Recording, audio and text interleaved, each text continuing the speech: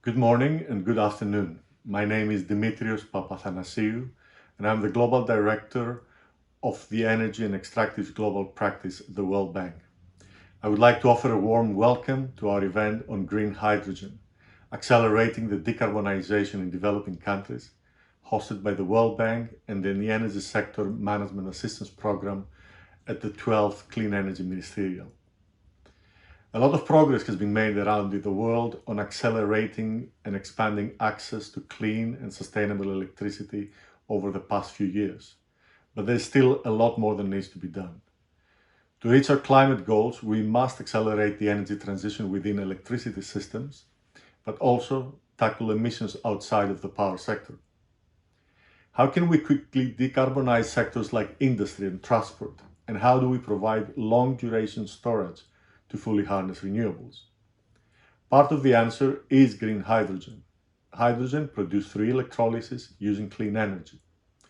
Green hydrogen has the potential to produce local clean fuels that can then be used to decarbonize industry, transport, and buildings.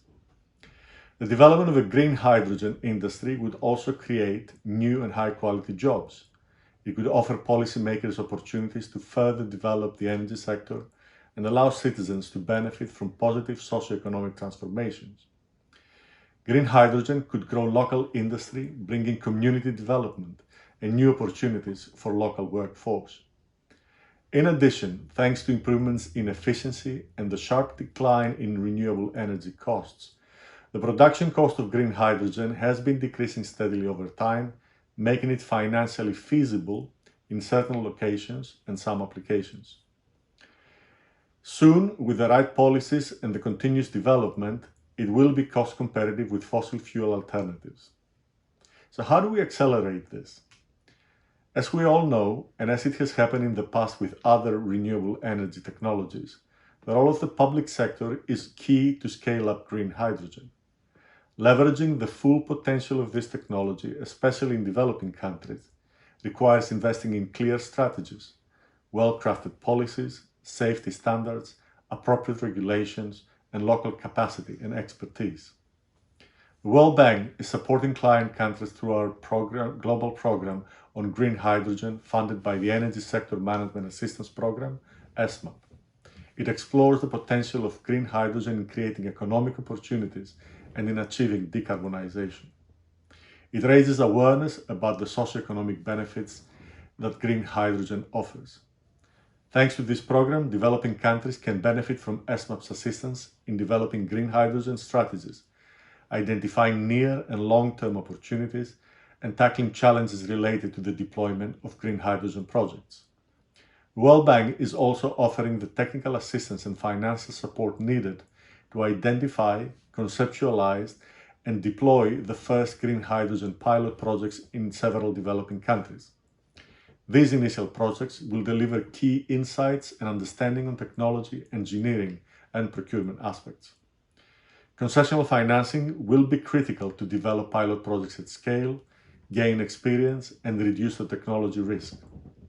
At a global level, over 15 countries have announced green hydrogen strategies. Developing countries are closely following international discussions as well as progress achieved in high-income countries. Chile, for example, already presented its national green hydrogen strategy to combat climate change and achieve carbon neutrality by 2050. What started as a few small projects is leading now towards the development of over 40 projects for green hydrogen production in the country. We look forward to continuing to partner with leading countries present at the Energy Ministerial to help mobilize sufficient concessional funds needed to scale up this technology and to make it available to the most disadvantaged, including countries that are solely relying on diesel and heavy fuel oil to meet their energy needs. Today, we will hear about the experience of some of the countries embarking on green hydrogen projects as a means to decarbonize their economy. Thank you for joining us, and we're looking forward to the discussions. Thank you. Costa Rica has set a goal of carbon neutrality by 2050 and has a solid long-term policy to reach it. Our decarbonization plan shows the path towards a different decarbonized and resilient economic model. To achieve this, we will make use of all possible viable technological options. The transformational must be profound and cover all sectors of the economy. Hydrogen is one of those options that can contribute to decarbonization in certain sectors and specific niches, such as freight transport, long-distance public transport, and industrial. There are still many challenges in the development of a hydrogen industry, but the attention and momentum that it is receiving globally will allow these challenges to be addressed. Investments in research and development, fostering innovation and increasing production will allow scaling up and reducing costs, which will make the use of this resource increasingly viable. Costa Rica is a country that believes in sustainable development and in its natural capital, in the use of renewable resources.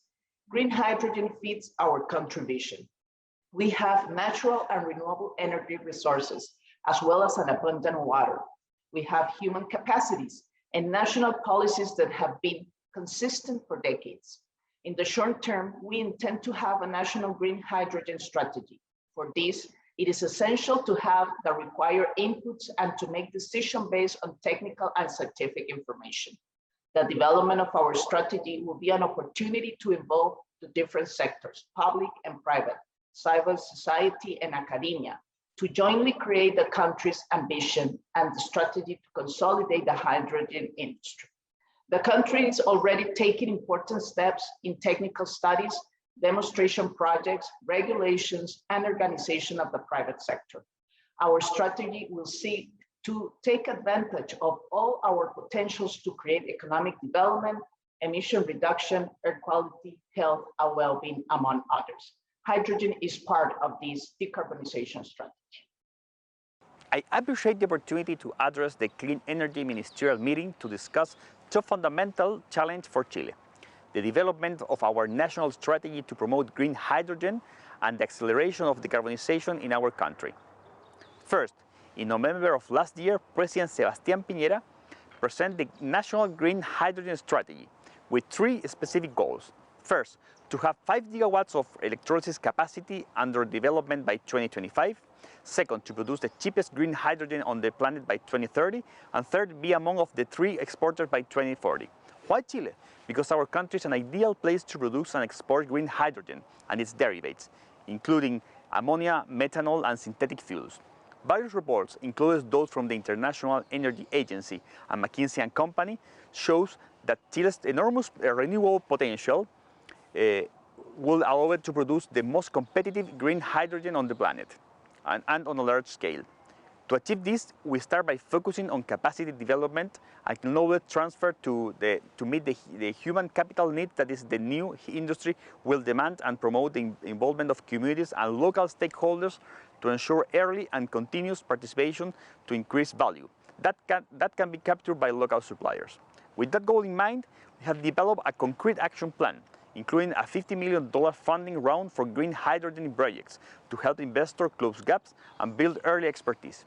At the same time, we will have 2 operational teams, one to monitor the processing of permits and the development of pilots for green hydrogen and its derivatives, and the other to position Chile internationally in this matter and generate in the country 3 international consortium of at least 1 gigawatt each.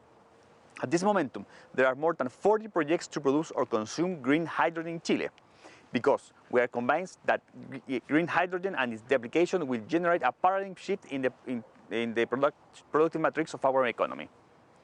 Regarding decarbonization, the carbon retirement plan is one of the strategic exits that we have in Chile to combat climate change and achieve carbon neutrality by 2050. The removal of coal-fired power plants from our energy matrix allows us to improve the quality of life of communities and to reduce our emissions. As the Ministry of Energy, we will continue to promote initiatives for companies to make an additional effort and further accelerate our ambitious and coal retirement plans, always ensuring the security of our supply. When we launched it in 2019, there were 28 plants operating, and after ENGIE's announcement, by 2025, only 14 plants will remain operating. That is half of the meeting of our goals of having withdrawn 50% of the coal-fired power plants. The transition towards a cleaner energy matrix and our commitment to carbon neutrality by 2050 are a tremendous opportunity to improve the quality of life of Chileans. But we must not forget that in these areas, many people are linked to these plants by work, for what we must protect the right of the most vulnerable.